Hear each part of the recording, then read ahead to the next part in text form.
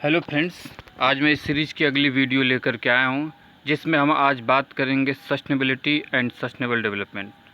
दोस्तों, आज के दौर में ये टर्म इतना कॉमन हो गया कि आप कहीं भी जाएंगे तो ये टर्म से काफ़ी परिचित हैं। हालांकि सस्टेनेबिलिटी एंड सस्टेनेबल डेवलपमेंट दोनों टर्म एक दूसरे के सिनोनिमस में बात किए जाते हैं। हालांकि थोड़ा बहुत डिफरेंस है, मैं उसको बाद में क्लियर कर दूँगा। तो दोस्तों, सबसे पहले हम बात करते हैं कि सस्टेनेबिलिटी एंड सस्टेनेबल डेवलपमेंट होता क्या है। तो सबसे पहले डेफिनेशन की बात कर लेते हैं। आपको पता है सस्टेनेबल डेवलपमेंट की डेफिनेशन जो है ब्रुकलिन रिपोर्ट 1987 में दी गया था, जिसमें development that meets the need of present without compromising the ability of future generation to meet their own needs. और इसी तरीके से दोस्तों, अगला जो है सस्टेनेबिलिटी की डेफिनेशन जो दी गई है, सस्टेनेबिलिटी की डेफिनेशन जो है द फ्रेजर बेसिन काउंसिल 1997 में दिया गया है, उसमें है living and managing activity in a way that balance social, economic, environmental and institutional consideration to meet our need and those of future generation.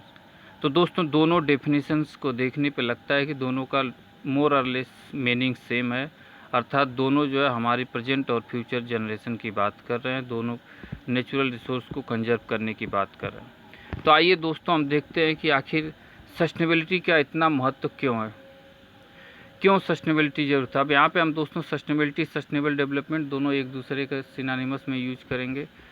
तो दोस्तों, सबसे पहले सस्टेनेबिलिटी की आवश्यकता इसलिए क्योंकि हमारे जो फाइनाइट रिसोर्स हैं, जो जल्दी समाप्त होने वाले हैं, उनका बहुत ही तेज़ी से डिप्लीशन हो रहा है, समाप्ति के कगार पर जा रहे हैं। जिसमें से आपको पता है फ्यूल, ऑयल, मिनरल्स, स्पीसीज, ये सब बहुत तेज़ी से लॉस हो रहा है। दूसरा आवश्यकता हमारी सस्टेनेबिलिटी की इसलिए क्योंकि जो हमारे रिन्यूएबल रिसोर्सेज है, उनका भी हम बहुत ही तेज़ी से ओवर यूज कर रहे हैं या बहुत ही तेज़ी से एक्सप्लॉयट कर रहे हैं, जो उतना जल्दी रिन्यू नहीं हो पा रहे हैं। इसी तरीके से दोस्तों, अगर अगला हम बात करें तो पोल्यूशन, आपको मालूम है कि हमारे देश में किस तरह से चाहे वाटर, सॉयल, एयर पोल्यूशन हो, किस तरह से इंडस्ट्रियलाइजेशन के बाद पोल्यूशन का लेवल बढ़ता जा रहा है। इसी तरीके से अगला इनइक्विटी, हमारे समाज में आज भी जो है बहुत तरह की असमानताएं हैं, जिसमें अगर हम बात करें तो बहुत सी आर्थिक असमानताएं हैं। कुछ ही लोगों के पास पूरे देश की धन दौलत इकट्ठा है। पॉलिटिकल भी कुछ ही फैमिली जो है पॉलिटिकली एम्पावर्ड हैं। सोशल, आज भी हमारे देश में बहुत सी मार्जिनलाइज कम्युनिटी हैं। जेंडर, अभी भी हमारे देश में महिलाओं के साथ बहुत ही अत्याचार होता है। इस तरह से स्पीसीज लॉस भी, हमारे बायोडाइवर्सिटी लॉस इत्यादि जो है सस्टेनेबिलिटी को स्टडी करने का एक बहुत बड़ा कारण है कि इन सब चीज़ों का इतना तेज़ी से ह्रास हो रहा है। तो हमें इस सस्टेनेबिलिटी पे फोकस करना पड़ेगा। तो दोस्तों, सस्टेनेबिलिटी के क्या इशूज़ हैं? सस्टेनेबिलिटी के 3 इशूज़ हैं। एक है इन्वायरमेंटल, पहले इन्वायरमेंटल होना चाहिए, फिर इक्विटी, सामाजिक रूप से उसको जो है सबको इक्वल भागीदारी मिलनी चाहिए, फ्यूचरिटी, और वो सस्टेनेबल डेवलपमेंट की बात करें तो कितने दिनों के लिए, कितने सालों के लिए है। इस पे आते हैं, हम थोड़ा सा डिटेल पे बात कर लेते हैं। अब देखिए, sustainable development is pathway to sustainability. हमारा जो है सस्टेनेबल डेवलपमेंट कुछ नहीं, प्रोसेस है, और सस्टेनेबिलिटी जो है हमारा थोड़ा ज़्यादा टारगेट की तरफ अचीव किया हुआ है। तो सस्टेनेबिलिटी एंड सस्टेनेबल डेवलपमेंट में डिफरेंस क्लियर हो गया। अब हम बात करते हैं, जब हमारे, आपको 3 पता दिया सस्टेनेबिलिटी में, सोशल, इन्वायरमेंटल एंड इकोनॉमिक। तो जब सोशल और इकोनॉमिक समानताएं होती, इन दोनों को बैलेंस होता है, तो वह क्या है, इक्विटेबल है। सोशल और इन्वायरमेंटल होता है तो बियरेबल होता है। इसी तरीके से इकोनॉमिक और इन्वायरमेंटल है तो वायबल है कि हाँ भाई ये प्रोजेक्ट वायबल है। और इकोनॉमिक और इन्वायरमेंटल है और सोशल हो गया तो क्या हो गया, ये सस्टेनेबल हो गया। तो हमें सस्टेनेबिलिटी में तीनों चीज़ों के बारे में बात करना है, इन्वायरमेंट, इकोनॉमिक और सोसाइटी। अब दोस्तों, इसी पे थोड़ा सा और डिटेल बात कर लेते हैं। एलिमेंट ऑफ सस्टेनेबिलिटी, आपको जैसे पता है कि एलिमेंट ऑफ सस्टेनेबिलिटी क्या होता है, वही इकोनॉमिक, इन्वायरमेंट एंड सोसाइटी। तो ये तीनों जो है हमारे एलिमेंट हैं, सोसाइटी, इन्वायरमेंट एंड इकोनॉमी। अब इन पे एक एक की बात करते हैं। इन्वायरमेंट में आप देखिए biodiversity, minerals, energy, biophysical interaction. Biodiversity हम पता है कि अभी डिफरेंट तरह के एनिमल्स, प्लांट्स पाए जाते हैं। मिनरल्स, हमारी धरती बहुत सी जो है मिनरल्स का सोर्स है। एनर्जी, आपको पता है कि हम कहीं न कहीं जो है नेचर से ही एनर्जी प्राप्त करते हैं। Biophysical interaction with living and non living, ये सब चीज़ें जो इन्वायरमेंट के अंतर्गत अध्ययन होता है। और जब हम इन्वायरमेंट की बात करते हैं तो इन सब चीज़ों के बारे में भी हमें बात करना होता है।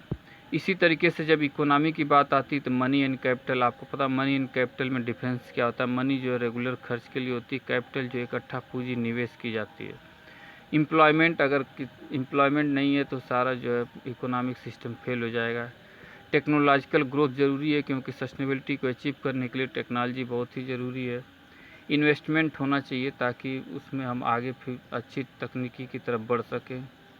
और इसके बाद मार्केट फोर्सेज, क्योंकि मार्केट फोर्सेज अगर टूवर्ड्स सस्टेनेबिलिटी है तो हमारी मार्केट के हिसाब से हमारे प्रोडक्ट भी सस्टेनेबल की तरफ से मूव करेंगे। इसी तरीके से सोसाइटी की बात करें तो सोसाइटी में आपको पता है ह्यूमन डाइवर्सिटी, हमारे देश में कितने तरह की ह्यूमन डाइवर्सिटी, अगर पूरे वर्ल्ड की बात करें तो बहुत से एथनिक ग्रुप्स हैं। इक्विटी, आज भी आपको पता है कि हमारे देश में क्या पूरी दुनिया में कुछ सीमित लोगों के पास पूरी दुनिया के संसाधन इकट्ठा हैं, जबकि majority of the people are lacking this resources.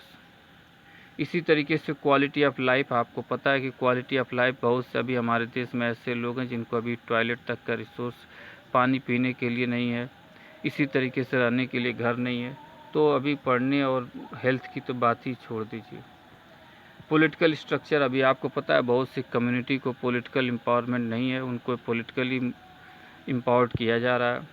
तो ये सब हमारे क्या सस्टेनेबिलिटी के अब तीनों इशू हो गए, एनवायरनमेंट, इकोनॉमी एंड सोसाइटी। तो अगर हम तीनों की बात करते हैं तो उनके सब कंपोनेंट को भी हमने देखा, इन सबको एम्पावर्ड करने की ज़रूरत है और इन सबको एक साथ करना होता है। अच्छा दोस्तों, अब देखिए ये मैंने एक बनाया हुआ है कि अक्सर करके प्रोजेक्ट, आपको पता है कि तीन हमने बताया था कि जब इन्वायरमेंट और इकोनॉमी होता है तो क्या होता है, इकोनॉमी और सोसाइटी होती है तो क्या होती है। तो जब कोई प्रोजेक्ट पूरी तरह से सस्टेनेबल नहीं होता है, जैसे एक येलो वाला है, तो अगर देखिए इसमें सोसाइटी की चीज़ों के ज़्यादा फोकस किया गया तो इन्वायरमेंट और इकोनॉमी कंप्रोमाइज़ हो जाती है। रेड वाले में देखिए इकोनॉमी को ज़्यादा फोकस हुआ तो इन्वायरमेंट और सोसाइटी को कंप्रोमाइज़ करना पड़ता है। इसी तरीके से ग्रीन वाला, ब्लू वाला देखिए तो इन्वायरमेंट पे फोकस है तो इकोनॉमी और सोशल इशूज़ जो है कहीं न कहीं दब जा रहे हैं। तो हमें एक ऐसा प्रोजेक्ट की डेवलप करना होगा जिसमें हम तीनों चीज़ों को एक साथ और कंप्रोमाइज़ किसी को न करना पड़े, तो तीनों चीज़ों पे फोकस बना रहे। अच्छा दोस्तों, अब बात कर लेते हैं कि आखिर सस्टेनेबल डेवलपमेंट को कैसे इम्प्लीमेंट किया जाए। सभी लोग बात करते हैं सस्टेनेबल डेवलपमेंट, सस्टेनेबिलिटी इत्यादि की, लेकिन उसकी एग्जैक्ट इम्प्लीमेंटेशन की बात नहीं हो पाती है। तो अगर एग्जैक्ट की बात करें तो सबसे पहले तो ऑपरेशनल क्राइटेरिया, आप देखिए क्या हमारी कि ऑपरेशनल क्राइटेरिया में जैसे मैंने पहले ही बता दिया है कि economic object should not be maximise without satisfying the environmental and social constraint. तो हमें सिर्फ इकोनॉमी पे फोकस नहीं करना है, सोशल और इन्वायरमेंट की चीज़ों को देखना है। इसी तरीके से हमें सोशल चीज़ों पे ही सिर्फ फोकस नहीं करना है, इकोनॉमी और इन्वायरमेंट पे देखना है। इसी तरीके से हमें जो है सिर्फ इकोनॉमी पे नहीं देखना है, सोशल और इन्वायरमेंट पे भी देखना है। इसी तरह से हमें इन्वायरमेंट पे ही केवल नहीं देखना, सोशल इकोनॉमी को भी देखना चाहिए। तो ये ऑपरेशनल क्राइटेरिया हो गया। अब कुछ लोगों ने कुछ अप्रोच दिया हुआ है। अब कुछ लोगों का मानना है कि कम्युनिटी ड्रिवन अप्रोच होना चाहिए, कि कम्युनिटी को इतना एम्पावर्ड कर दें कि हमारा जो है सस्टेनेबल की तरफ मूव करें। हालांकि इसमें भी कुछ लूप होल्स हैं, हम एक एक के बारे में बाद में चर्चा करेंगे, लेकिन मैं एक एक का जस्ट नाम बता दे रहा हूँ। कुछ लोगों का मानना राइट बेस्ड अप्रोच हो, कि कुछ चीज़ों पे हम राइट दे दें, ये भी कम्युनिटी बेस्ड अप्रोच का ही एक तरह से मिलता जुलता है। एक असेट बेस्ड कम्युनिटी डेवलपमेंट, आपको ABCD मॉडल काफ़ी फेमस हुआ था। इसमें जैसे आप livelihood, social capital, natural capital इत्यादि जो है चीज़ों के बारे में बात की जाती है। इसी तरीके से GT अप्रोच जो है, ये भी जो है कहीं ना कहीं हमारा जो विलेज और कम्युनिटी लेवल पे जो इनको इस सिस्टम में टेक्निकल प्रोजेक्ट इत्यादि के माध्यम से जोड़ने का काम है। इसी तरह से सोशल सेफ्टी नेट, आजकल हमारी सरकारें जो है सोशल सेफ्टी नेट पे चाहे पेंशन स्कीम इत्यादि के माध्यम से सबको जोड़ने का काम करी। That is one of the way to approach sustainable development.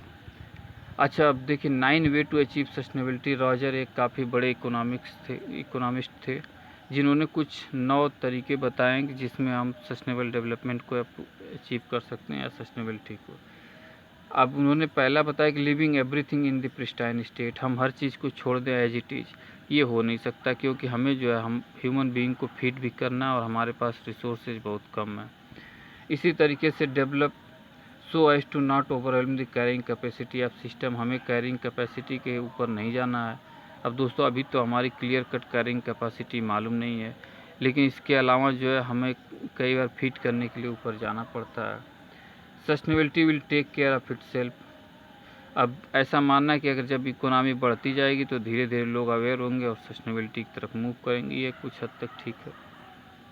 इसी तरीके से polluter and victim can arrive an efficient solution by themselves. ये हो नहीं सकता। जब दोनों कम्युनिटी इक्वली एम्पावर्ड तो हो सकता है, लेकिन हमारे देश में अभी भी कितना पावर डिस्टेंस है, सोशली डिस्टिंक्शन है, तो अभी ये हमारे देश में तो एटलीस्ट ये सोचना असंभव सा है। इसी तरीके से internalise the externality, yes government can do it. तो जो हमारे एक्सटर्नलिटीज हैं जो इंडस्ट्री का, उसको इंटरनलाइज कर दिया जाए, उसको टैक्स के या जो भी माध्यम से। Let the market take care of it. Market इसका देख सकती है, but market should be perfect, और हमारे यहाँ मार्केट परफेक्ट नहीं है दोस्तों। इसलिए मार्केट परफेक्ट न होने की वजह से हम मार्केट के ऊपर पूरी तरह से डिपेंड नहीं रह सकते। Let the national economic accounting system reflect defensive expenditure. हमारे देश में, हालांकि हमारे देश में बहुत सी तरीके से इसको जो है टेक केयर किया जा रहा है। इसके अलावा जो है री invest rain for non renewable resources. हमें जो है रिन्यूएबल और नॉन रिन्यूएबल रिसोर्सेज के बारे में भी फोकस करके उनको कंजर्व करना चाहिए। अब देखिए, अब हमें सबके बावजूद भी फ्यूचर जनरेशन को सेव करना है। तो ये सब जो कुछ वे बताए, हालांकि ये सभी वे जो है अपने आप में एक एक अलग है, और अलग अलग प्लेस और टाइम के हिसाब से उसको अप्रोच किया जा सकता है। और मैं भी कोई ज़रूर नहीं कि एक अप्रोच एक ही टाइम यूज होगा, मैं भी साइमल्टेनियस कई अप्रोच को एक साथ यूज किया जा सकता है। अब देखिए दोस्तों, कुछ एक्टिविटीज़ जो हमारी सस्टेनेबल होती हैं, कुछ एक्टिविटीज़ नॉट सस्टेनेबल होती हैं। तो ये बेसिक चीज़ों के लिए आप जानिए कि क्या चीज़ें जो है हमारी सस्टेनेबल नहीं है। अब देखिए, जो हमारा क्या करता है, रिन्यूएबल और नॉन रिन्यूएबल चीज़ों का ज़्यादा कंजम्पशन करता है, वो नॉट सस्टेनेबल है। इसी तरीके से वे चीज़ें जो रिन्यूएबल चीज़ों को काफ़ी तेज़ी से ओवर यूज करते हैं। इसके अलावा जो काज क्यूमुलेटिव डिग्रेडेशन ऑफ एनवायरनमेंट, जो एनवायरनमेंट को डिग्रेड करती है। इसके अलावा require resource two quantities that could never available for the people everywhere. ऐसी चीज़ें जो हम सिर्फ कुछ ही सीमित लोगों के पास है। अब देखिए, जो दूसरी जीवों को प्रभावित करते हैं, तो ह्यूमन बीइंग तो उसमें से सबसे नंबर 1 पे आता है। इसी तरीके से दोस्तों, वे एक्टिविटीज़ जो सस्टेनेबल हैं, सस्टेनेबल एक्टिविटीज़ क्या हो सकती है। अब सस्टेनेबल जो है मटेरियल जो कंटिन्यूस साइकिल में, अर्थात रिसाइकिल रीयूज हो सकता है जिन चीज़ों का। अब देखिए, रिलायबल सोर्स ऑफ एनर्जी जैसे सोलर एनर्जी है। इसी तरह से इनकरेज डिजायरेबल ह्यूमन ट्रेड्स, जिसमें हम जो है समाज के सभी चीज़ों को ध्यान में रखें, ह्यूमन राइट्स से लेकर के सबका स्पिरिचुअल डेवलपमेंट तक की चीज़ों का। तो दोस्तों, इसी के साथ मैं आप सभी को धन्यवाद देता हूं। अगर आपको ये वीडियो पसंद आए तो आप ज़रूर जो है इसको सब्सक्राइब करिएगा।